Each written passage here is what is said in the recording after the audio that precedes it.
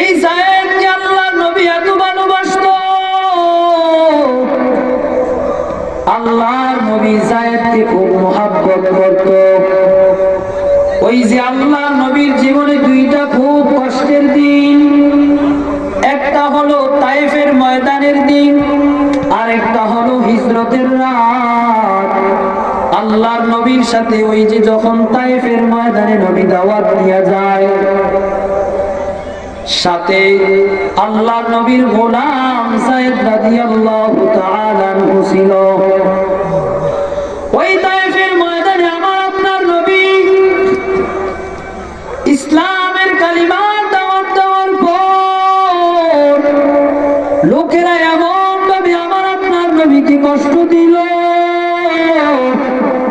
আমার আপনার নবীকে ছোট ছোট বাচ্চারা পর্যন্ত আমার আপনার নবীকে পাথর নিক্ষেপ করে করে রক্তাক্ত বানায় দিল। শুধু তাই নয় রে মুসলমান, আমার আপনার নবীর মাথা পর্যন্ত ফেলিয়ে দিয়েছে। এত কষ্ট সহ্য করার পর যায়েদ রাদিয়াল্লাহু তাআলা আনহু আল্লাহর নবীকে জড়ায় ধরলেন। জড়ায় ধরার পর যায়েদ ডাক দিয়া কয়, ও তায়েফের লোকেরা, কি আমার নবীকে আর তোমরা আঘাত করিও না। আমার বন্ধু আমার নবীর শরীরটা রক্তাক্ত হয়ে গেছে, আমার নবীকে যদি তোমরা আঘাত করো তাহলে আমার নবীর শরীর থেকে রক্ত প্রবাহিত হয়ে যাবে। আমি যাই তোমাদেরকে পিঠটা পাঠিয়ে দিলাম, তোমরা যত পারো আমি যায়েদের শরীরের মধ্যে তোমরা পাথর মারো।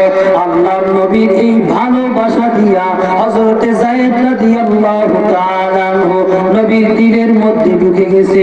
আল্লাহর নবী এখন গোলাম নয়, যায়েদকে নবীর সন্তান হিসেবে গ্রহণ করে নিয়েছে। এই যায়েদের একটা সন্তান হয়েছে, নাম হলো উসামা। এই উসামাকেও নবী যায়েদের চাইতে বেশি ভালোবাসতো। সাহাবায়ে কেরাম ভাবলেন উসামারে তো আল্লাহর নবী বেশি ভালোবাসে, তাহলে উসামাকে একটু ডাকানো, উসামাকে দিয়ে সংবাদ পাঠায় দাও। ও উসামা, যাও যাও গিয়া নবীর কানে সংবাদ পৌঁছায় দাও, যে মহিলা চুরির বিচার আসছে ওই মহিলা সাধারণ কেউ নয়, ওই মহিলা হলো নবীর বংশের, কুরাইশ বংশের একজন মহিলা। এই সংবাদটা তুমি নবীর কানে পৌঁছায় দাও। হযরত উসামা রাদিয়াল্লাহু তাআলা আনহু ছোট মানুষ, উসামা রাদিয়াল্লাহু তাআলা আনহু আল্লাহর নবীর দরবারে চলে গেলেন। নবী আমার বসা, এবার উসামা আল্লাহর নবীর কোলের মধ্যে বসলেন, মুখটাকে আল্লাহর নবী কান বরাবর রাখলেন। আস্তে আস্তে আওয়াজ দিয়া ডাক দিয়া কই, দাদা আপনার কাছে যেই মহিলার বিচার আসছে ওই মহিলাটা হলো কুরাইশ বংশের। ও দাদা গো, আপনি এই মহিলার বিচারের ব্যাপারে একটু সন্তুষ্টমূলক বিচার করবেন। আল্লাহর নবী যেই মাত্র উসামার জবান দিয়ে আওয়াজ শুনলেন, আল্লাহর নবীর চক্ষু লাল হয়ে গেল, কপাল মোবারক লাল হয়ে গেল, বসা থেকে দাঁড়া হয়ে গেল। আল্লাহর নবী রাগান্বিত হয়ে গেলেন। কি হয়ে গেলেন?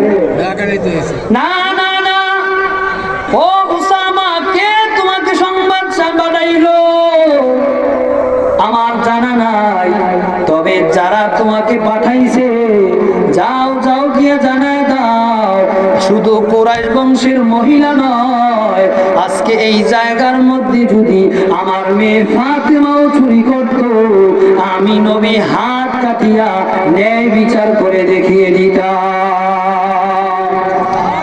আরো আস্তে কোন সুবহানাল্লাহ।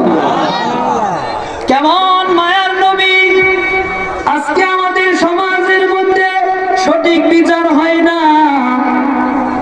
পক্ষ যদি ৫,০০০ দেয়, বিপক্ষ যদি ১০,০০০ ঢুকায় দেয়, বিচার ভরে যায়। ঠিক কিনা? আরে ঠিক নেই?